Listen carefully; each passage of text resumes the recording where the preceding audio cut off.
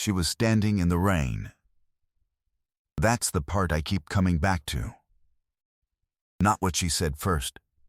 Not the way her hands were shaking. The rain. It had been coming down for 2 hours by then, the heavy, indifferent kind that doesn't care what it interrupts, and Margaret Calloway was standing in it on my doorstep at 2 in the morning, in a coat that was soaked through at the shoulders. And when I opened the door, she looked at me with the particular expression of someone who has been brave for a very long time and has just, quietly, run out. She said, "She doesn't know I'm here. Please don't send me away."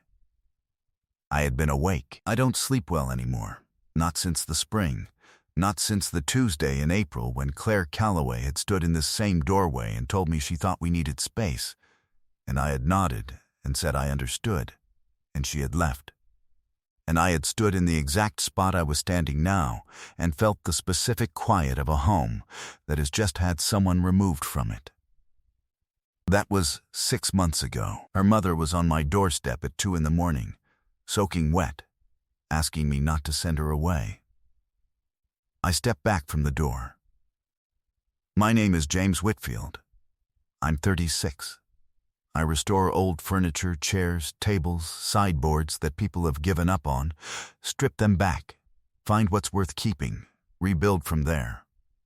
It's slow work. I'm good at it. People say that's ironic, given how I handled the end of the most important relationship of my life, and I think they're probably right. Claire and I had been together for 3 years. We met at a farmer's market of all places. I was there under duress, accompanying a friend, and she was there to argue with a man selling what she believed were incorrectly labeled heritage tomatoes. She was correct about the tomatoes. I stood 2 feet away and watched her make her case with the precise, measured certainty of someone who has done the research and is not interested in being charming about it, and I thought, I would like to know what that person finds funny. It took me 4 months to find out. It was worth it. She was 33, a structural engineer, which meant she spent her days calculating what things could hold before they gave way. I have thought about that a great deal in the 6 months since she left. She was better than anyone I have ever known at identifying exactly how much weight a thing could bear. She was not always as good at applying that understanding to herself. She was precise and efficient, and she read 4 books at a time, and she had a small ceramic mug, chipped at the handle, inexplicably kept, that she drank her morning coffee from every single day without exception. She brought it to my flat after the 3rd month. It was still in my cabinet. I hadn't moved it because I didn't know what moving it would mean. Margaret Calloway, Claire's mother, was 61, retired primary school teacher, recently widowed. Claire's father had died 8 months before we broke up. His name was Patrick, and he had been, by every account, a genuinely good man, and the grief of losing him had moved through that family like weather, differently in each of them, at different speeds, in different directions. Margaret had met me 11 times. I know because I counted them once, in a low moment. She had brought me a jar of homemade lemon curd the 3rd time, entirely without explanation, and I had never quite recovered from the warmth of that. I should also tell you this. On the 7th time we met, about 2 months before Claire ended things, Margaret had taken my arm as we were leaving Sunday lunch and said, quietly enough that no one else heard, "She's difficult to love properly when she's frightened. I want you to know I see you trying." I hadn't known what to do with that then. I was starting to understand it now. I made her tea without asking. She sat at my kitchen table in her wet coat. She wouldn't take it off, and wrapped both hands around the mug and looked at the table surface for a while. I sat across from her and waited. I had learned to wait. "She's not all right," Margaret said finally. Not as news. As a fact she had been carrying alone for some time and needed to set down somewhere. She won't talk to me about it. She goes very quiet when I try, and then she changes the subject and asks me if I've eaten, and I love her so much for that, for worrying about me when she's the one she stopped. pressed her lips together. She's been doing that her whole life. Taking care of everyone else's feelings so she doesn't have to look at her own. I know, I said. She looked at me then. Her eyes were red. She had been crying before she knocked. She has something of yours, she said. She doesn't know I know. I found it when I was helping her move some boxes last month. She was in the other room and I wasn't snooping. She reached into her coat pocket and set something on the table between us. It was a photograph. A print, not a phone photo, the kind someone has made deliberately, chosen and ordered and held in their hands. It was the two of us, Claire and me, from a trip we'd taken 18 months ago to the coast. I was looking at the camera.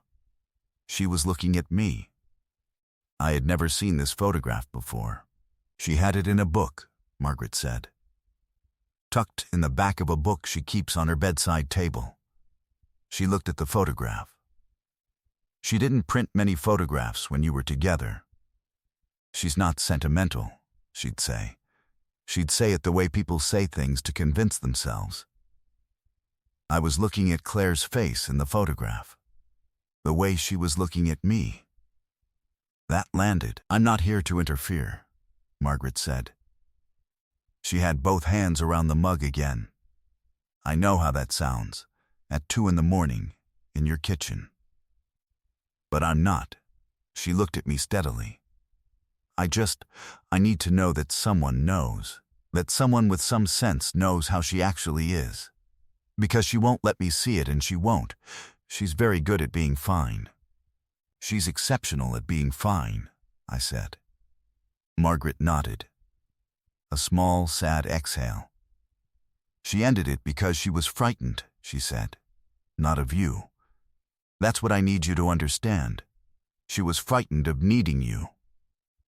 After her father, after we lost Patrick, she just closed something down. I watched her do it.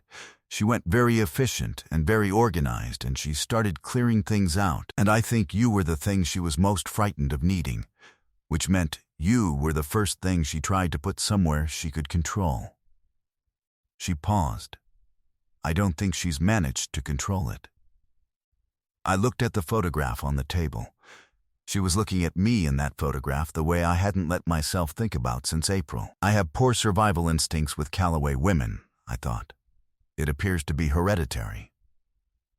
What do you want me to do? I said. Not defensively. Genuinely, Margaret looked at me for a long moment. I don't know, she said honestly. I think I needed to give you the photograph. Because she printed it and kept it, and that means something. And she's never going to tell you that herself, and someone should know.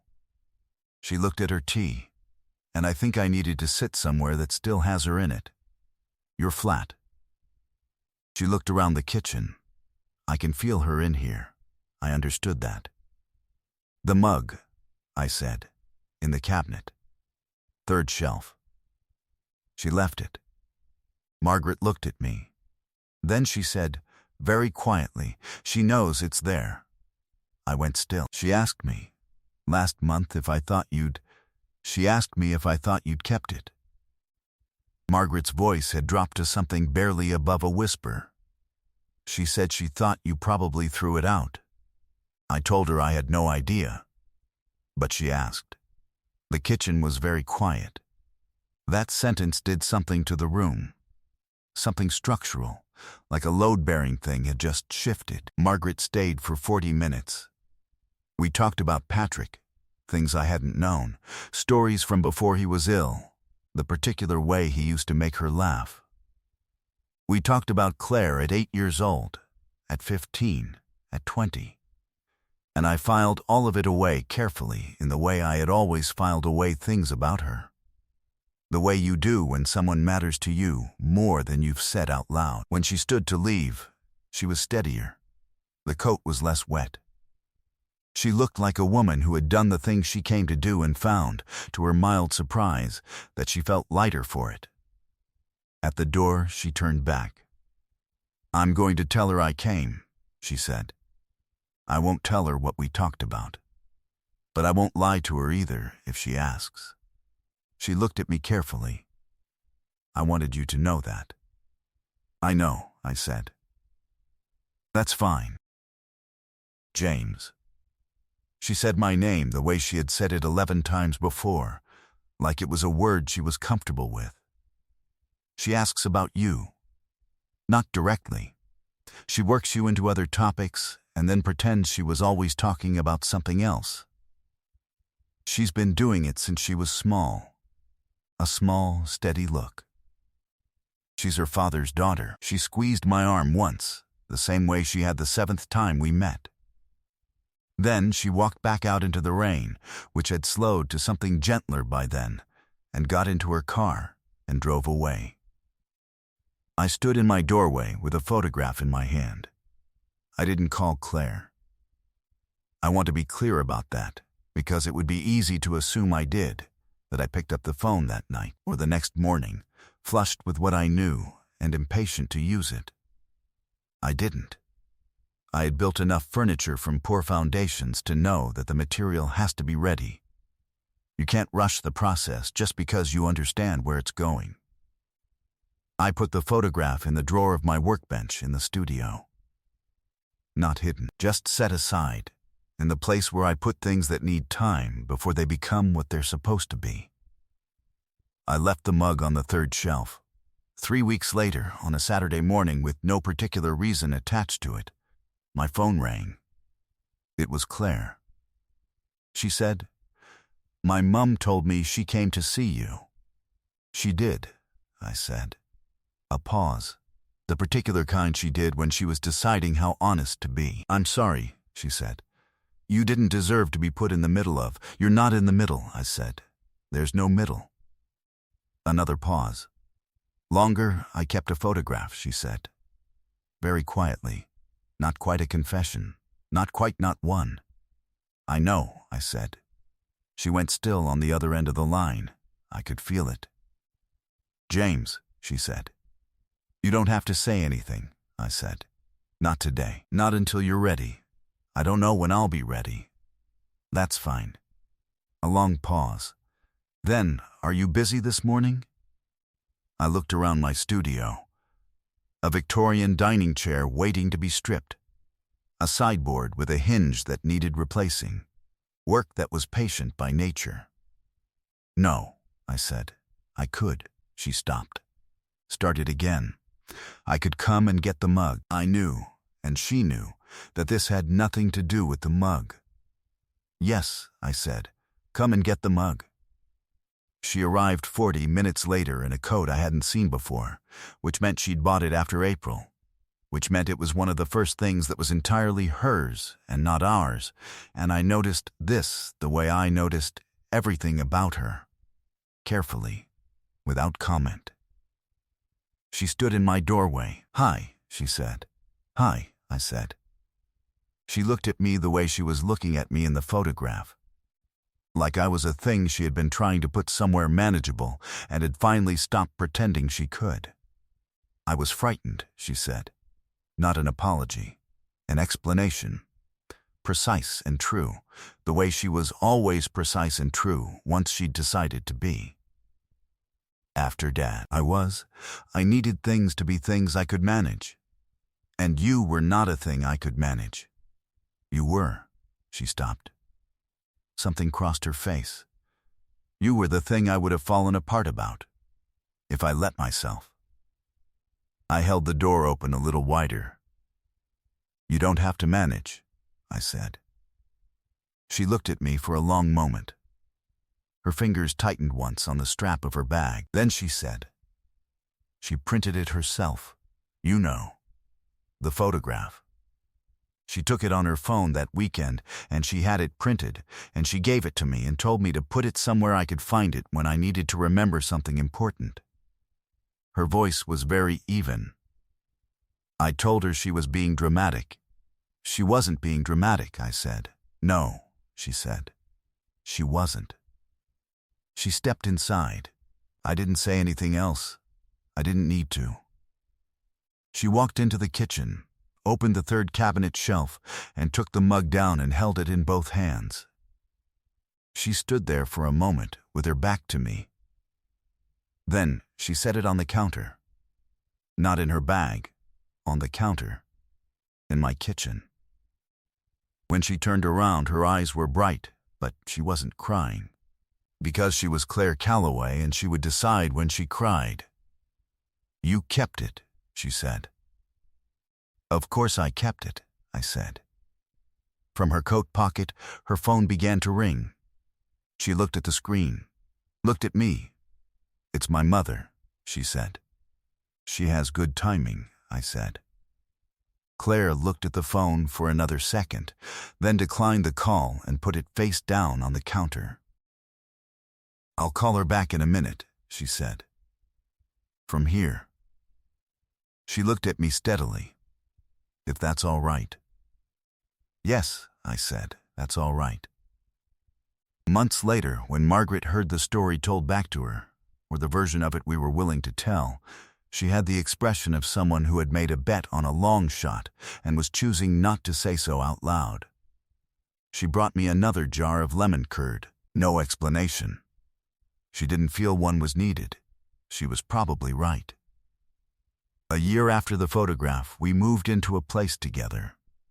Larger than either of our flats, with a room I could use as a studio and a kitchen with good light. The kind Claire had told me, once, that she had always wanted. The mug came with us.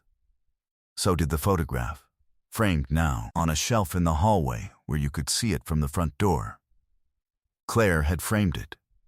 She hadn't mentioned doing it until it was already on the shelf. I came home one afternoon and it was there, and she was in the kitchen pretending she hadn't done anything, and I stood in the hallway for a moment and looked at it, and felt something in me that I had no intention of trying to name, because some things are more true when they stay quiet. I said, "Good frame." She said, "From the kitchen. It was on sale."